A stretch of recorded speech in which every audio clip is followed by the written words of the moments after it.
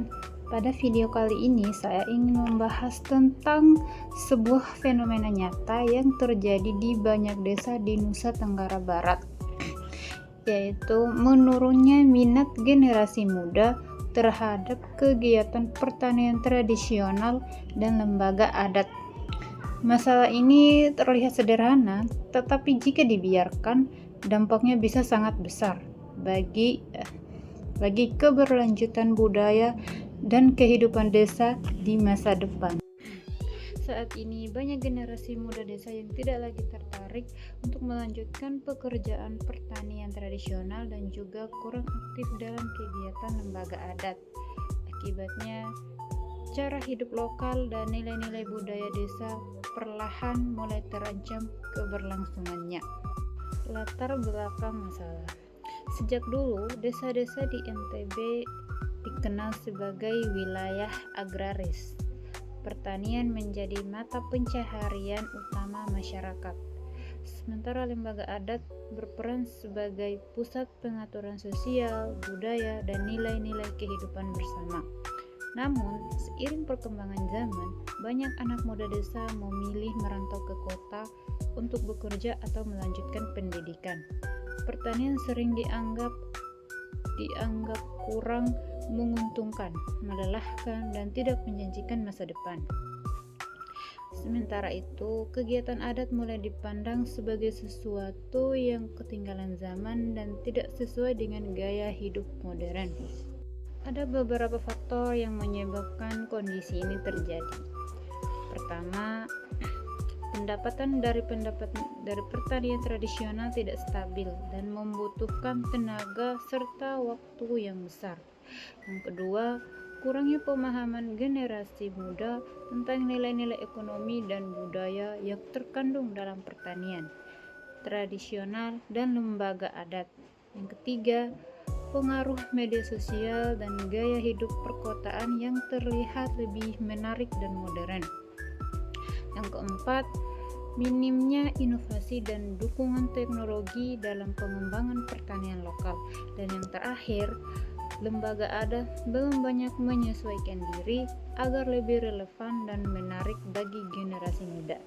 Nah, untuk mengatasi masalah ini, berbagai pihak mulai mengambil langkah-langkah dari masyarakat sekitar, para petani, senior, dan tokoh adat mengadakan kelas pertanian muda yang mengajarkan teknik bertani yang lebih modern, sekaligus menjelaskan nilai budaya di baliknya.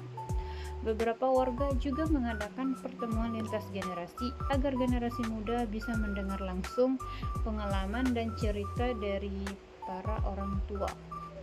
Sementara itu, dari pihak pemerintah lokal, Dinas Pertanian memberikan bantuan, bibit unggul, serta pelatihan teknologi pertanian sederhana. Dinas Pendidikan dan Kebudayaan juga mendukung kegiatan lokakarya budaya dan memasukkan materi kehidupan desa ke dalam pembelajaran di sekolah-sekolah dasar.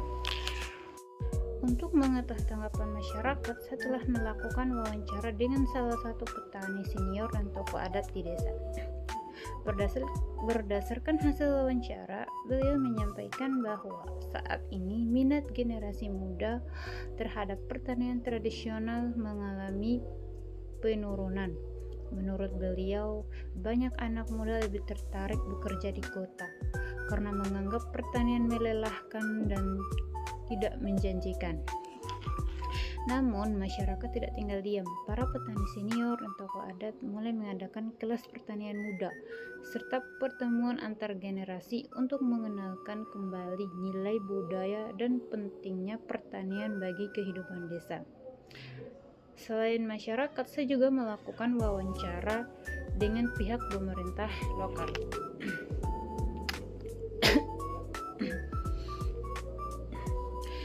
Hasil wawancara menunjukkan bahwa pemerintah desa bersama Dinas Pertanian telah memberikan bantuan bibit unggul dan pelatihan teknologi pertanian sederhana kepada masyarakat.